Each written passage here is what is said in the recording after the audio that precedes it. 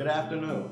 My name is Dr. Michael Sulo, and this is Exploration of the Fine Arts. And today is a very special day because we are going to visit Rome, and in particular, Vatican City. Exploration of the Fine Arts will examine the ceiling of the Sistine Chapel, a magnificent work, and I'm sure you all are aware, by Michelangelo, and we will take the 9 center panels in particular and talk about what the artist really had in mind. This is not secrets of the Sistine Chapel. This is what Michelangelo and the painters of the Sistine Chapel, and there were many who worked for him at that time, really intended for that ceiling. Let's go. We have a plane to catch.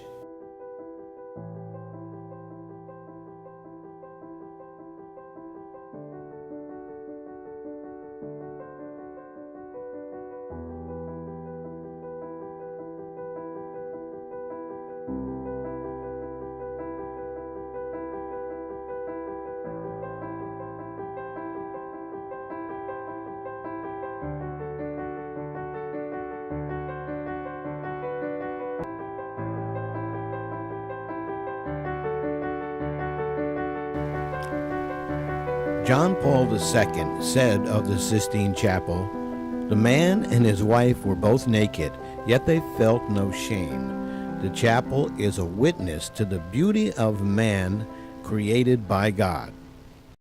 The Sistine Chapel is perhaps the finest fresco art existing in the world today.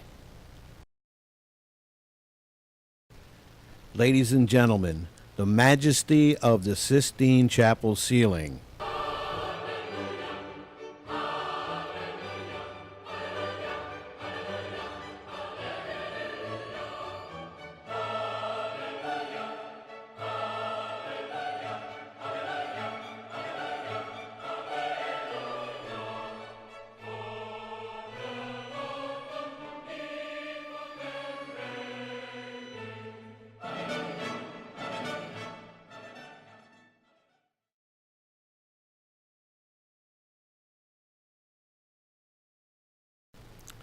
Francesco della Rovere became Pope Sixtus IV in 1471, and these were very turbulent times.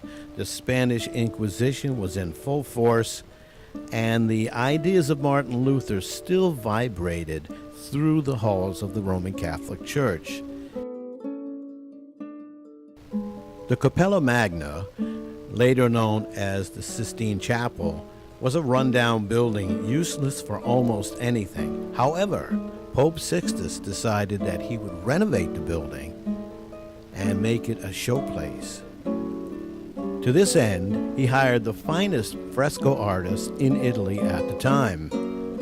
He hired Pietro Perugino, who was a genius of math and geometry. And to Perugino, he gave the project of laying out the spaces for the other artists to fresco. Sandro Botticelli. Botticelli was an amazing colorist, very accomplished artist, and he was sent to Venice to pick the colors for this project so that the artist's paintings more or less looked like they belonged together.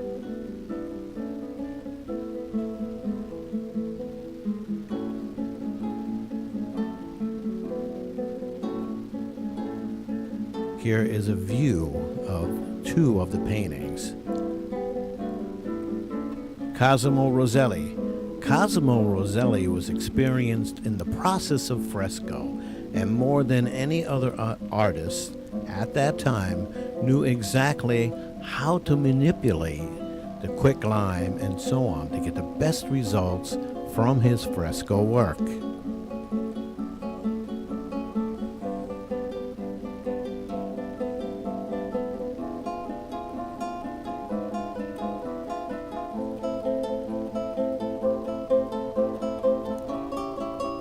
Luca Signorelli.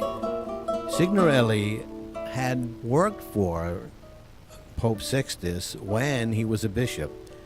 And by doing that, he created a trust between himself as a freelance artist and the Pope. And the Pope used him as a go-between for all of these 5 different personalities. And of course, Ghirlandaio.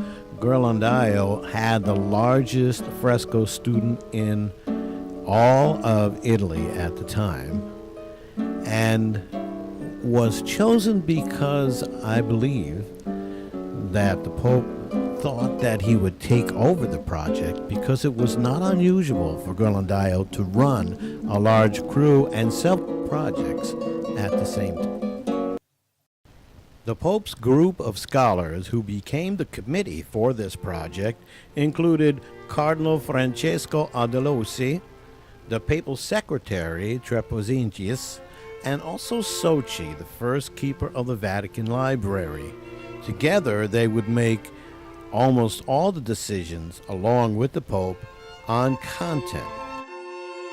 Not being a fresco artist, Michelangelo had to compete. So what he did was he contacted his friends from Florence, and particularly Francesco Granacci. Granacci was a very well-known fresco artist and a schoolboy friend of Michelangelo, and together they put together a group of artists and went after the project together. Who are all these naked men on the ceiling? Well, you remember the committee. Cardinal Francesco Aldelosi believed that man was God's most beautiful project, most beautiful creation, and he insisted that it be included in the ceiling composition.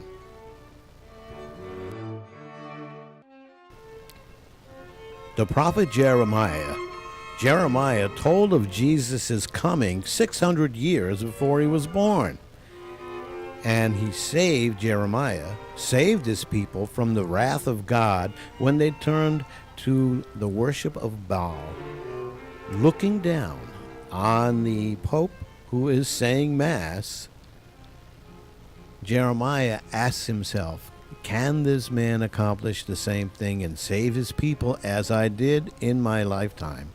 Look at his face.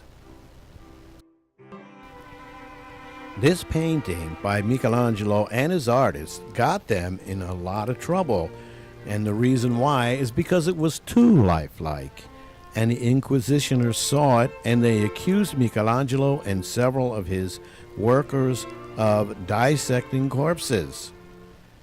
Cardinal Aldelosi, on the other hand, came to their rescue and told the Inquisitioners that he had seen Michelangelo and his artist sketching ancient statues that were in the Pope's collection. And here, as you see, the Belvedere torso is almost a direct copy onto Adam.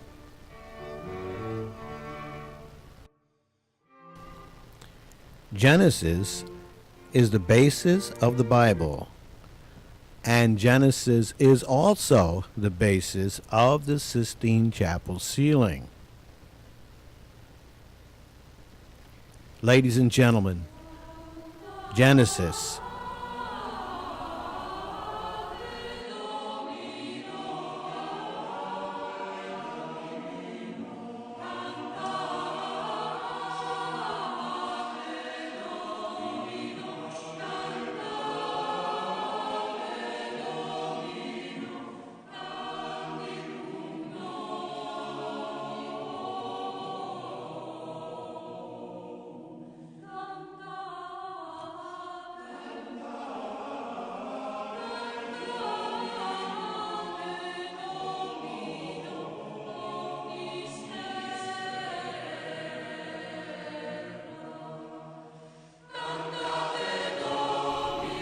Painting 60 feet in the air, even with the large crew that Michelangelo had, and many were very experienced fresco painters, found it almost impossible to create the images that they wanted to do.